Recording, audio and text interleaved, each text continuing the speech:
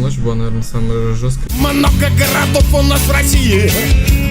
Мы очень хотим шаурмы. С каждым годом все Не в одном городе, не в одной стране. Питер просто реально весь бухает. в Питере пить, в Питере пить, в Питере пить.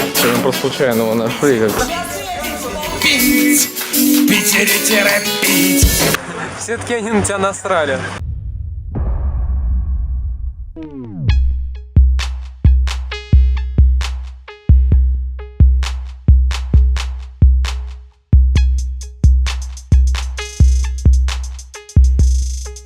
Этот мент подходит к нему, вот так по плечу херачит ему. 9-й день путешествия, и Егор начал чесать яйца. Нет, И разговаривать с носками. до этого, да, это было. Я разговаривал только что с носком со своим. Вот что делает с людьми автостоп. Вот так уезжает Егор, а я остаюсь стопить дальше. У меня сейчас в кармане рублей 10. Да, Миша, не могу звонить, не писать смс в течение всего времени. Я в шоке, думаю, все, походу, звездец. Да, череповец. Город, сплошной завод. 10:30 вечера, ночи. Вы угораете, что ли?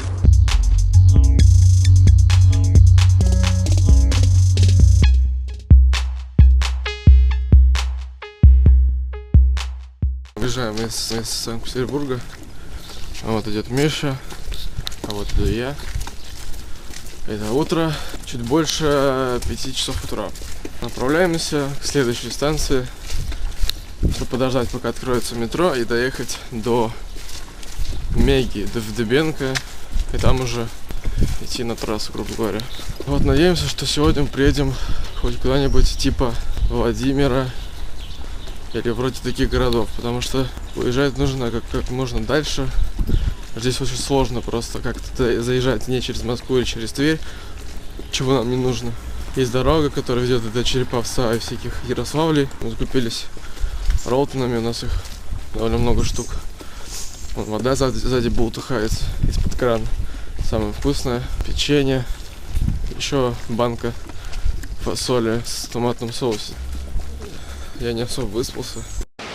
Перед дорогой мы устроили лагерь под эстакадой, чтобы позавтракать. Походные кружки с кучей дешевых пакетиков чая, чтобы был хоть какой-то вкус. Тарелки с 2 пакетами лапши. Такие пирования преследовали нас все путешествие. Для счастья многого не надо. Прошлись мы, значит, до выезда из Питера, где Мега Дебенко. Там буквально через 10 минут остановился парень, тоже молодой, только окончил 4-й курс, тоже там хотел все время вот так вот гонять. 80 километров нас провез, и мы начали идти дальше, чтобы стопить. Ничего не получалось. И тут с полей просто орда каких-то слепней, пчел, осы, шершни, там все были, мухи. Мы не можем от них убежать. Побрызгались баллончиком. А вот вам ню. Как бы сейчас для нас главная цель, возможно, сегодня она, скорее всего, уже не опровержима, потому что время 12 часов дня. И, как видите, очень жарко. То, что было с утра, когда я был в толстовке, в куртке, еще там мне было холодно. Как видите, довольно холодное утро в Санкт-Петербурге. Сейчас совершенно другая ситуация. Фу, опять они налетели.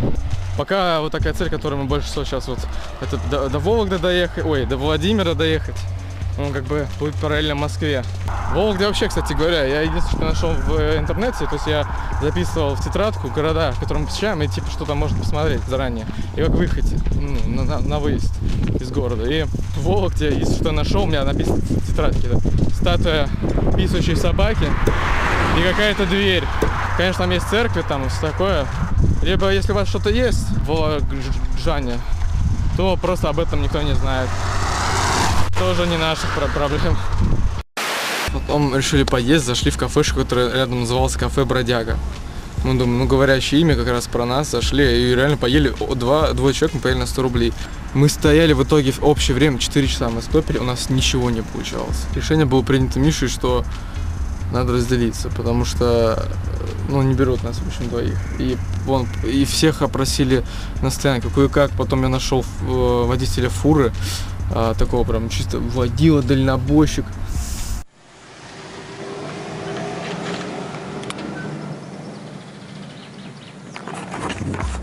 так уезжает Егор, а я остаюсь топить дальше. Он едет до Череповца, за 10 километров до Череповца ему остановят. А я остался один, потому что, блин, на 4 часа никто остановить не может. Сейчас я тоже буду проситься к какому-то дальнобойщику. Надеюсь, она едет до Череповца, и надеюсь, она меня возьмет. Посмотрим, что будет. Оставил мне соточку, чтобы я не сдох от голода. Посмотрим, кто доедет быстрее. Надеюсь, я буду круче. Ну, мы с ним поехали. Первый раз, кстати, катался на фуре. Второй был зэк. В общем, я доехал до развилки на Тихвин. Сразу же после того, как выключил видео, поймал тачку.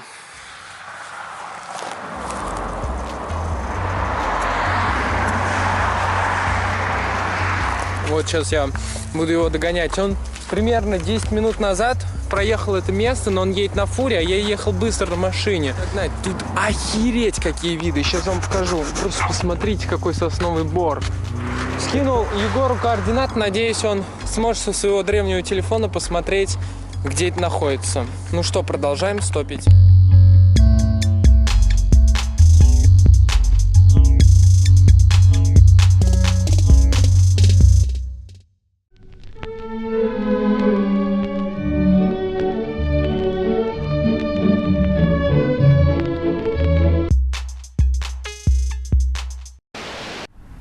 Если вкратце, то я сейчас нахожусь в Череповце. И Миша, по идее, должен подъехать сейчас тоже сюда. Я еду с этим дальнобойщиком. До Миши не могу звонить, не писать смс в течение всего времени. Я в шоке, думаю, все, походу, звездец. Допрыгались мы, что реально что-то с Мишей случилось не то. Я до сих пор его не видел. А сейчас его будет обнять. У меня очень было плохое предчувствие почему-то из-за этого. Вообще я узнал столько о фурах, вы просто написали. Оказалось, что города могут быть черные и красные, как зоны тюремные.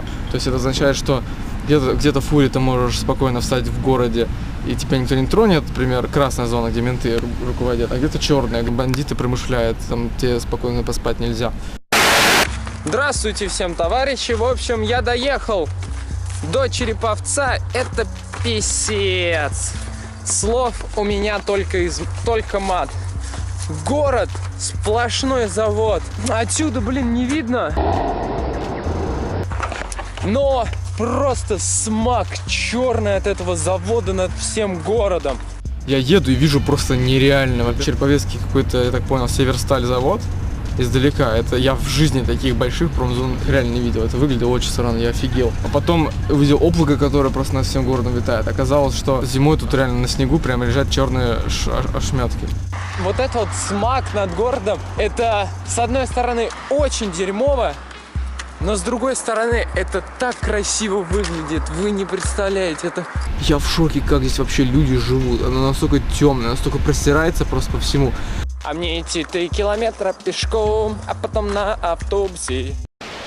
Спешу на остановку, чтобы сесть на маршрутку и доехать, потому что 10 километров не камильфо мне что-то идти пешком. А тут я понимаю, уже 10:30 вечера, ночи.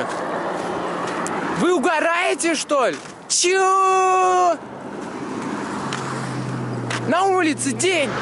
Я не уверен в том, что в 10:30 в Череповце из какого-то села захочет поехать неожиданным способом, неожиданно просто так взять и до вокзала.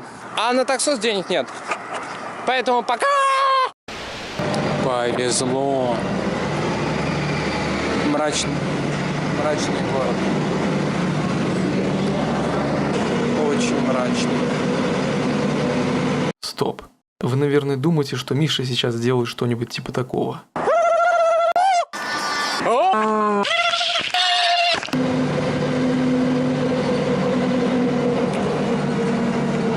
Это жесткий какой-то город, как мне кажется, менталитет тут, по крайней мере, который я вижу, это довольно жесткий.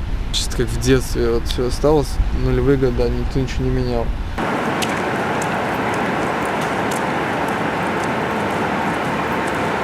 Так, уль тебе в сраку.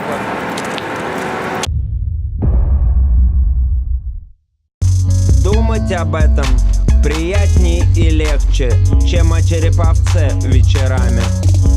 Череповец, Череповец,